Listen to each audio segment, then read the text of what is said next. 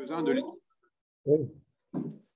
Quelques-uns de l'équipe Pentecôte 2022, des responsables de service ou d'intervenants sont rassemblés à la maison diocésaine. Je sais que d'autres aussi se sont retrouvés dans des lieux paroissiaux pour visionner ensemble et échanger en direct.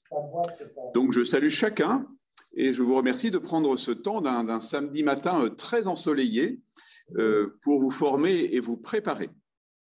Cette journée, donc, vous l'avez compris, Martine l'a dit, un temps de formation préparatoire à notre assemblée diocésaine de la Pentecôte, mais elle n'est pas réservée seulement aux délégués de cette assemblée de Pentecôte, mais elle a été voulue aussi pour tous les diocésains. Alors, quels en sont les enjeux de cette journée? J'en relèverai trois. D'abord, nous dire que la synodalité à laquelle nous sommes conviés, comme tout discernement et comme toute œuvre commune, ne se réalise pas sans approfondissement ni sans travail. La synodalité ne consiste pas à jeter dans le pot commun ce qui nous passe par la tête à un moment donné, selon notre bonne ou notre mauvaise humeur du jour.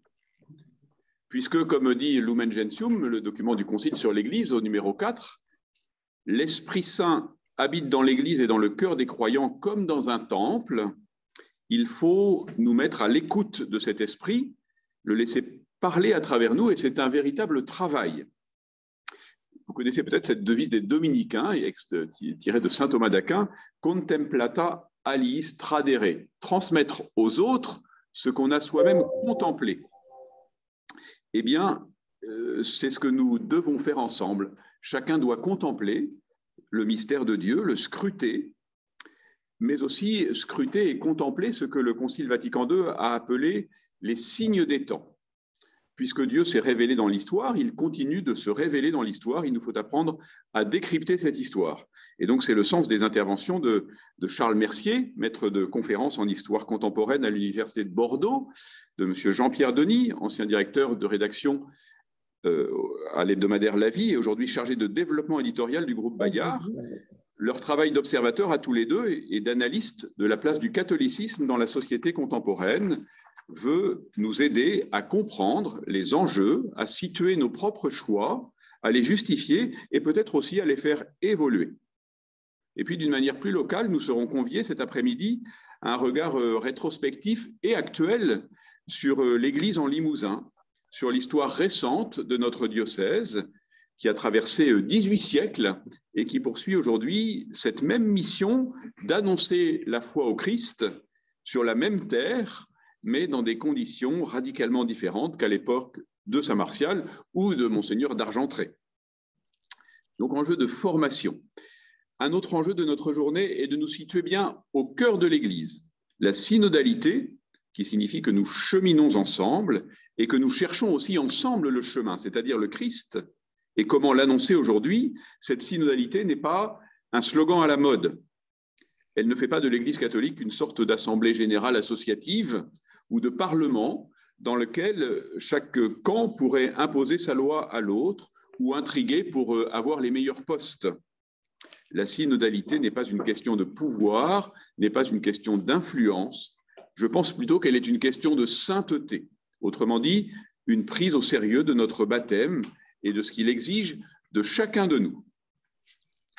Les interventions de sœur Nathalie Bécard, sœur Xavière, nommée par le pape François sous-secrétaire du synode des évêques, celle du père Christian Delarbre, recteur de l'Institut catholique de Toulouse et enseignant en ecclésiologie.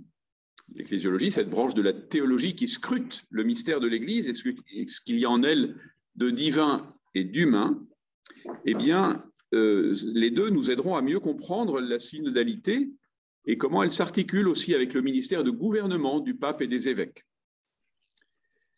Notre travail synodal ne portera donc des fruits que s'il se situe à l'intérieur du mystère de l'Église. Cette Église qui peut, nous le savons bien, hélas, nous impatienter, parfois nous faire souffrir, et elle ne nous fait pas tous souffrir de la même manière, mais cette Église est d'abord notre mère, une mère que nous aimons dans la foi, pas seulement dans la foi, aussi charnellement, parce qu'elle est proche, tangible, visible.